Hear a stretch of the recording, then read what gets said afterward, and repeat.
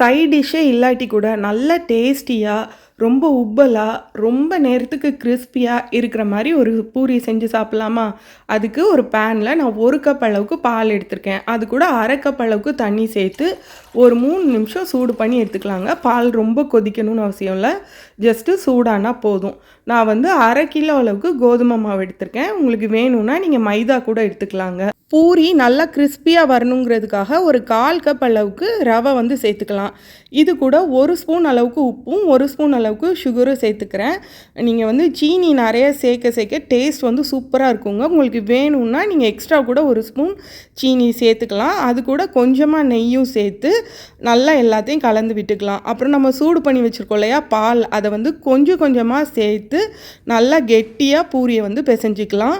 அப்புறம் வந்து மாவு காஞ்சிடக்கூடாதுங்கிறதுக்காக கொஞ்சமாக எண்ணெய் சேர்த்து எல்லாத்தையும் ஒரு வாட்டி மிக்ஸ் பண்ணி ஒரு 15 நிமிஷம் நல்லா ஊற வச்சுக்கலாம்.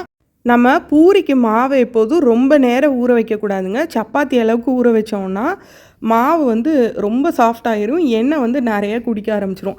நம்ம லைட்டாக விரலை வச்சு அழுத்தினோன்னா விரல் வந்து உள்ளே போகணும். அந்த அளவுக்கு நம்ம வந்து ஊற வச்சுக்கிட்டா போதும். இப்போது நம்மளுக்கு பூரி எந்த அளவுக்கு பெருசாக வேணுமோ அந்த அளவுக்கு உருண்டைகள் வந்து போட்டுக்கலாம். கிராக்ஸ் எதுவுமே இருக்கக்கூடாது. இருந்துச்சுன்னா பூரி வந்து உப்பலாக வராதுங்க.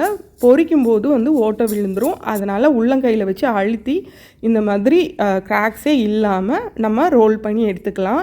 மாவு காஞ்சிடக்கூடாது, அதுக்காக 1 ஸ்பூன் எண்ணெய் விட்டு எல்லாத்தையும் வந்து நம்ம மிக்ஸ் பண்ணி அந்த எண்ணெயில் கோட் பண்ணி வச்சுக்கலாங்க.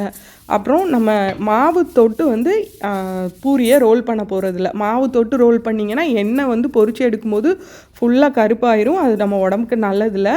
அதனால் நம்ம வந்து லைட்டாக எண்ணெய் தொட்டு பூரியை வந்து இட்டுக்கலாங்க.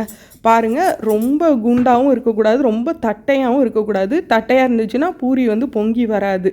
இந்த அளவுக்கு ஒரு 1/2 இன்ச் சைஸ் அளவுக்கு அது வந்து திக்னஸ் இருக்கணும். அப்போ தான் பூரி வந்து நல்லா பொங்கி வருங்க. நல்ல ஒரு அடிகனமான பாத்திரம் எடுத்துகிட்டு பூரி வந்து நல்லா முங்கி பொரியிற அளவுக்கு எண்ணெய் சேர்த்துக்கோங்க. எண்ணெய் நல்லா சூடானதுக்கப்புறமா பாத்திரத்தோட சைட்லேருந்து பூரியை லைட்டாக வந்து நம்ம சேர்க்கணுங்க. நடுவில் போட்டிங்கன்னா எண்ணெய் தெறிக்க ஆரம்பிச்சிரும். அதனால் சைட்லேருந்து மெதுவாக வந்து பூரியை போடுங்க.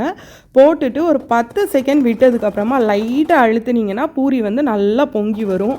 அப்புறம் நம்ம வந்து ஃப்ளேமை மீடியம் ஃப்ளேமில் வச்சுட்டு நம்ம 2 சைடும் நல்லா பொரிச்சு எடுத்துக்கலாம். எடுக்கும்போது திருப்பியும் ஃப்ளேமை நல்லா ஹையில் வச்சுட்டு எடுங்க. அதில் உள்ள எண்ணெய் எல்லாம் அப்படி வடிஞ்சிருங்க. இதே மாதிரி நீங்கள் வந்து எல்லா பூரியும் போட்டு எடுத்துக்கோங்க. எப்போதும் பூரியை நம்ம ஃப்ரெஷ்ஷாக போடும்போது எண்ணெய் நல்லா சூடாக இருந்தால் தான் இந்த மாதிரி பொங்கி வரும். ஒரு 10 செகண்ட் டைம் கொடுத்ததுக்கப்புறமா லைட்டாக அழுத்தி விடுங்க. பூரி செம்ம டேஸ்ட்டாக இருக்கும். ட்ரை பண்ணிவிட்டு கண்டிப்பாக உங்கள் ஃபீட்பேக் சொல்லுங்கள்.